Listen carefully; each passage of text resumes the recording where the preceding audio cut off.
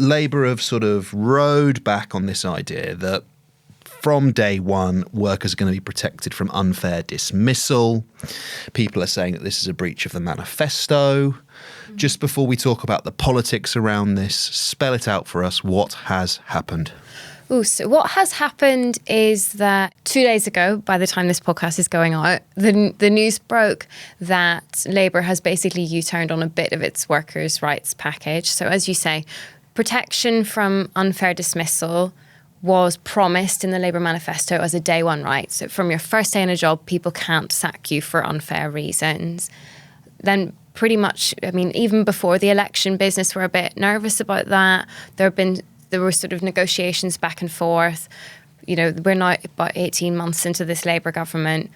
They have now reached a deal with business and with other, ministers, other stakeholders, that it'll be protection from 6 months. So you can basically have a 6-month probation period where you can be sacked for any reason, and then that protection from unfair dismissal will come into play. The argument for it is that Labour has been struggling to get this through the House of Lords, and actually the more they do this ping pong thing, the bigger the group of people opposing it becomes. They want to bring this in soon. They want to get it done by Christmas so that the things in this workers' rights package can be brought in by April. And so they just decided to reach a deal, but it's not going down well with everyone.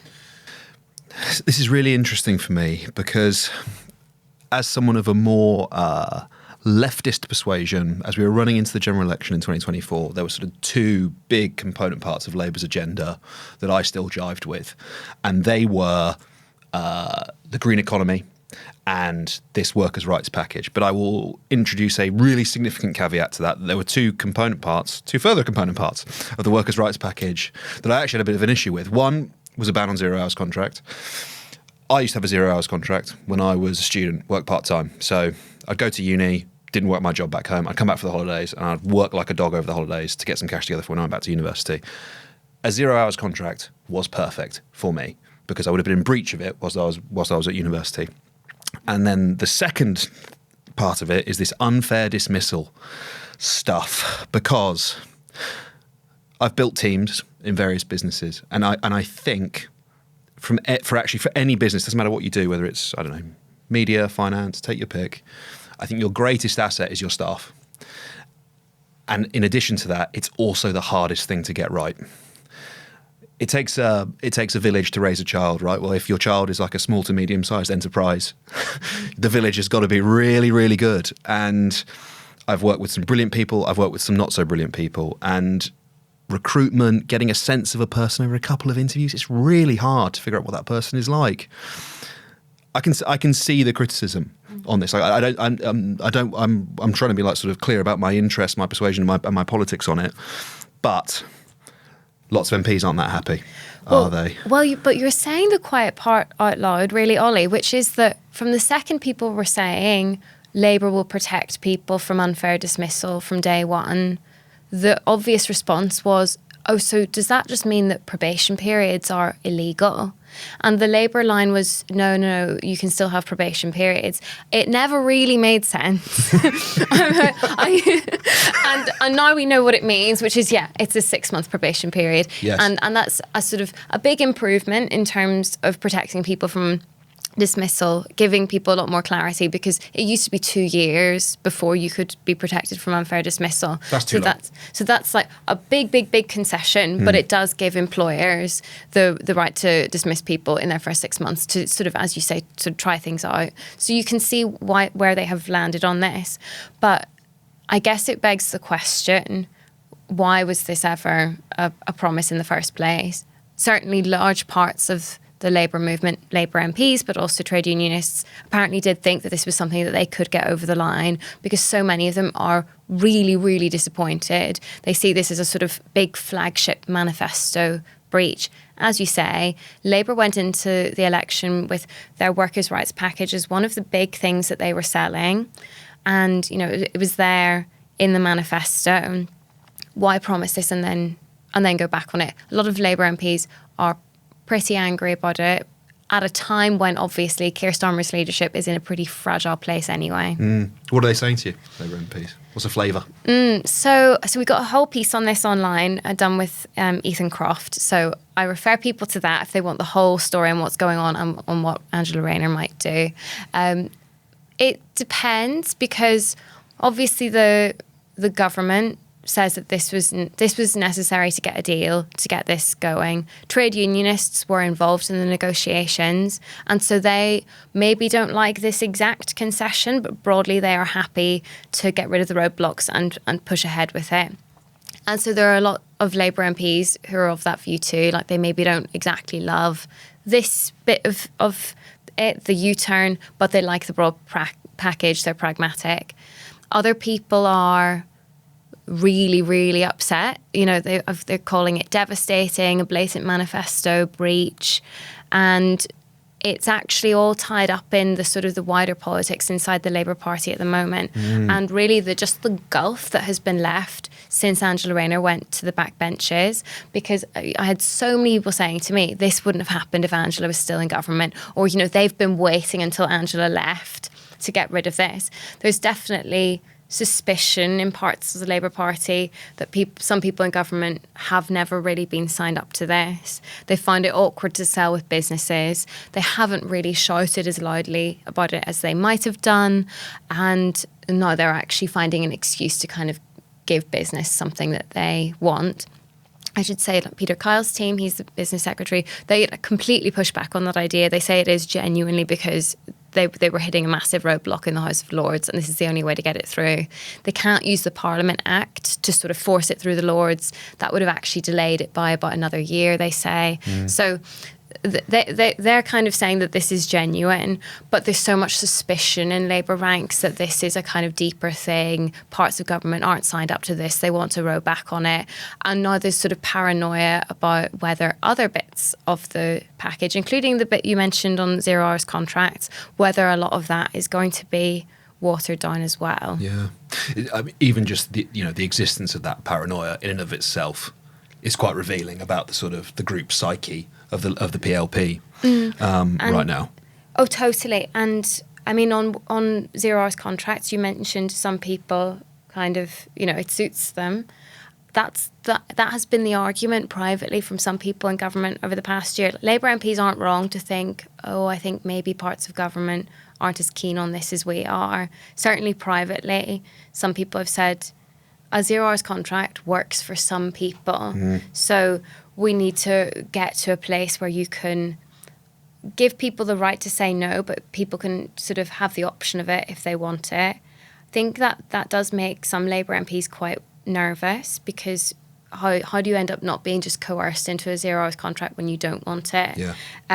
But yeah, it's things like that a lot of people in the Labour Party are now sort of keen to protect.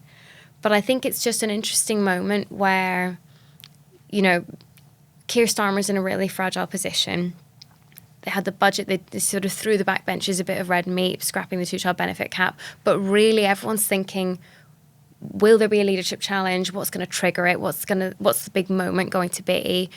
And you might wonder if this could be it. If Labour MPs get angry enough and it builds up a head of steam, would they rebel on this, or is this coming down the tracks? Certainly, actually speaking to people, there's a mixture of wanting to think about it, wanting to see what Angela Rayner does, but maybe thinking, oh, we still need to vote for this to bank the wins. And maybe it's sort of further down the line that there's some sort of battle.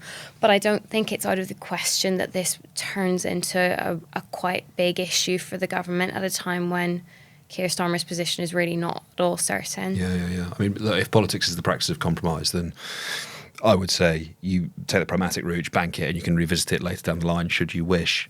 I think I really get the sense of debate on this 0 hour stuff, because yeah, fine. In my instance, you're a student, you don't want to commit to long-term hours. It works for you, right? Who it does not work for is, take your single mother, multiple children family, needs to know her hours, needs to know the income she's going to have so she can budget effectively and, look after her kids.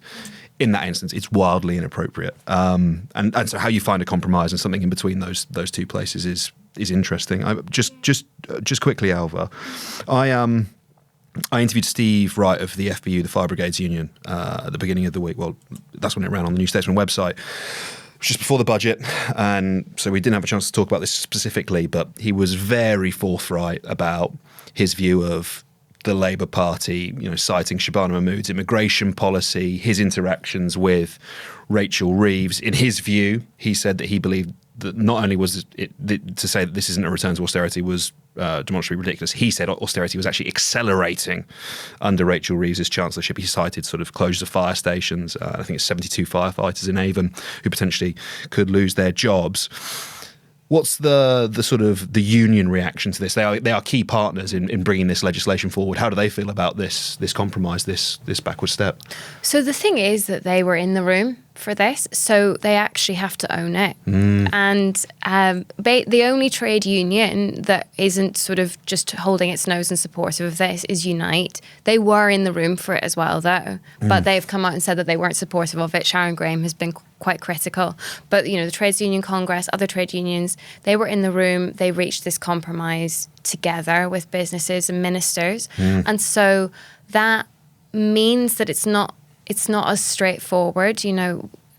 One MP said to me that the proper trade union people in the Labour Party will just be pragmatic and back this. And it's I can't remember the phrase, but sort of the shrill, annoying lefties feeling aggrieved who are going to embarrass our general secretaries and kick up a fuss about this when really they should just get behind it and accept that a deal will be done. And then, then we can bring in sick pay from April. So that might actually be the thing that saves this. That the trade unions they would say they're broadly happy with it. I'm sure they're not really, but they made this, 6 months rather than 9 months. They count that as a win. There are other things in this package that they're desperate to implement. So maybe this all goes away. Maybe we don't hear from Angela Rayner. Labour MPs are annoyed about it, but they become pragmatic. But it's just when Labour MPs are so annoyed about so many things, you just wonder, how's this going to go? Yeah, I think people who've done negotiations have a pretty clear view about what that means, and it means finding a compromise that's acceptable to both parties. And people that haven't quite often think negotiating means just beating the person you're stood opposite. And trade union reps, trade union bosses, they are very competent negotiators, and they understand that power of compromise. Let's talk about how this bill came to be, because I actually think it's quite revealing. It's very closely tied to Angela Rayner, as we've already been talking about, but just on the nuts and bolts of it, how did they produce this package? Where did it come from? I know. Well, this is the really kind of funny, fascinating thing about this, that it began in opposition when Labour didn't have all the resources that it now has in government. Yep. And it was basically, my understanding is that two very smart, bright 20-somethings just got in a room together and tried to reform employment rights policy, and came up with a big plan, the New Deal for working people. They kind of did it on their own, and then what we have seen over the past few years is the really difficult process of making that actually deliverable. When you are in government, what works legally, what will businesses wear, and then also because of the way they did it as a whole New Deal for working people, it's about 50 different policies. I used to cover this in my old job at Bloomberg, where there was a real business interest in what Labour was up to. And it was really hard to cover because there would be literally 50 different elements all being negotiated or discussed with business all at the same time. And kind of the story of this is that parts of the workers' rights bill have been watered down, like we've just been talking about. And then other parts, the trade unions are just sneaking through with massive wins that haven't been really reported on, sort of collective rights and organising. That has been really shored up, kind of on the down low. But then we haven't really heard as much about it because there are people, including at the top of government, stories about Number 10 just not wanting to speak too loudly about this, because they think it puts business off. And so it's been a kind of a funny journey for it, and it's still not over. They're still kind of wrangling over bits and pieces of it. It's really interesting, isn't it, that not necessarily wanting to make a big song and dance about what for some people and people of certain political persuasions is a really big win for the party and for the government. One of those people might be Angela Rayner. You'd expect to be Angela Rayner, seeing it's sort of her flagship piece of legislation, and sort of, do I detect this in between the hissing whisper of a lost Mary in a dinghy somewhere off Hove? Do I detect sounds of disgruntlement from Angela Rayner about what's happening here? Yeah, well, so Angela Rayner hasn't said a word about this, which is really interesting because it's kind of her baby. She really championed it. She came up through the trade union movement. Mm-hmm. This was her big thing. The camera panned to her when this package was announced in the King's Speech, when Labour got into government. Every time that this bill gets through another stage in the House of Commons, she and her allies go for a big drink to toast it. She really sort of owns it. But she hasn't said anything. And I think that what happens next will kind of depend on her. I think if she wants to push back on it, that will be really difficult for the government. We haven't heard much from her since she resigned. I think, my understanding is we might hear from her on this issue, not necessarily next week, but in the coming weeks. And that could make it a real headache for Keir Starmer, or she could row in behind him. But there's just this bigger thing of sort of the gap that Angela Rayner has left in government. She was a really good go-between between the top of government and Labour MPs. She was really important during the welfare rebellion in bringing the rebels on side and kind of, reaching some sort of deal. And without her, you can just feel bits of the Labour Party kind of falling apart, like you said about bits falling off the car. It's like they kind of need her in there, and you're just seeing it play out without her, and it's not working as well. Can I'd make a point? We've spoken a bit about ping pong and the Lords and the Commons, and some listeners may find constitutional chatter less interesting. I'm not one of those people, so suck it up, deal with it. If this is in the manifesto and a government has won a popular vote and a really significant majority, which I think we often lose sight of, is that the scale and force of Labour's parliamentary majority, it is really significant. I think there's not a valid sort of constitutional question here that's like, okay, you might not like it. Let's park actually the merits, the downsides of this policy. Do you have any business stopping us from introducing this to the statute book? That's a valid criticism, isn't it? Oh, totally. And I think that that's partly why Labour MPs are so annoyed. Like the ones who are furious about this because they sort of don't believe that the government had to back down against a House of Lords pushback. They're like, you're the government. This was in the manifesto. We have a huge majority. Why are you backing down now? Angela wouldn't have done that. And, they're talking about using the Parliament Act, which is basically, a mechanism by which you railroad this through the Lords and force them to. Speaking to people around the business secretary who's responsible for this, they say it's actually quite complicated to use the Parliament Act, and you can, but it would end up delaying it by about a year because you'd have to reintroduce it. And I think there's something about how you'd have to reintroduce it in the form that it was left at the last time. And so it would maybe contain some of the amendments from the Lords anyway. It's all actually just much more messy than you might have expected. That's the argument. So, yeah, you can make an argument to people in the Lords, look, this government had it in their manifesto, so you've got to vote it through, but they aren't. And ultimately, the Lords can't block anything, but they can really, really, really delay it. So they could use the Parliament Act and get this through, or they could keep ping-ponging it and eventually the Labour Party would have its way. But also Labour made all these promises about delivering this within the first 100 days of government, which hasn't completely happened. They did introduce the legislation on time, but obviously this hasn't been on the statute books in the first 100 days. But they're under time pressure for it. They want to be seen to having some sort of urgency, which is, I think, where this sort of need to compromise has come from. Also, if you want voters to feel the benefit of any of these things, you need to deliver them in time for people to feel the change. Slightly personal note, maybe we can finish with some chatter here, but I don't think I give anywhere near enough as a reporter, as a journalist, and I appreciate I'm not as close to it as you are, and as a Polled, you almost certainly do, but I'm nowhere near as plugged into the Lords as I am the MPs. Do you know what I mean? Oh my God, no. But it's a wild place, Ollie. In a previous life, I did a deep dive into the House of Lords, and what did I find there? Tell me. Goodness. It's like a... Oh, this is maybe a bit too rude to say on the podcast, but it's like a quite plush retirement home. Oh, punchy. It's in the, it's... Some lords are really very impressive and very hardworking. Some of them use it kind of like a club where you just sort of rock up, you have a subsidised lunch in a nice dining room, you use the library, you read the paper, you see your friends who served in the Thatcher government. Yeah. And you don't necessarily speak in the chamber very much or vote much, but it's a kind of like plush social club. It does sound quite nice. But it's also it's kind of...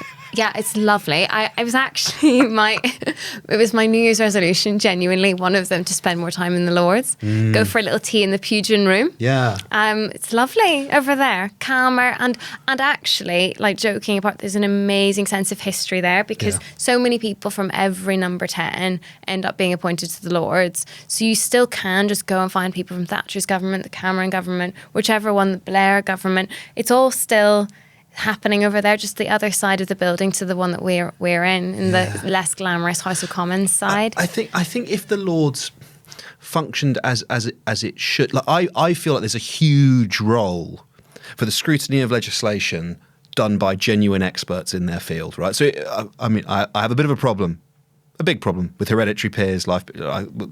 Forget that for a second. But Ollie, you need to meet some. They're quiet. They are characters. I'm sure they're good crack. Like, I'm sure it's a good pint, and my DMs are open, guys. If you know what that means. No, I just I don't think the Earl of Caithness knows what that means. I'll write him a letter. But legitimate experts, people that have built businesses or like world-leading experts in their field. I want them to scrutinise legislation, and I don't want them to be elected. Whisper it. I don't want them to be elected. I just want them to be there to help. I think there's a real place for that, and in its sort of platonic ideal, that is what the Lord should be, to my mind.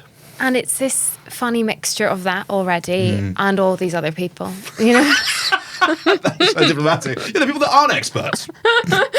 Figure that out. But there is just some amazing people like that, and that's, I think, the sort of vision that people have of what it could be. But yeah, there are other people knocking around that building as well. Plus all the people who don't really turn up.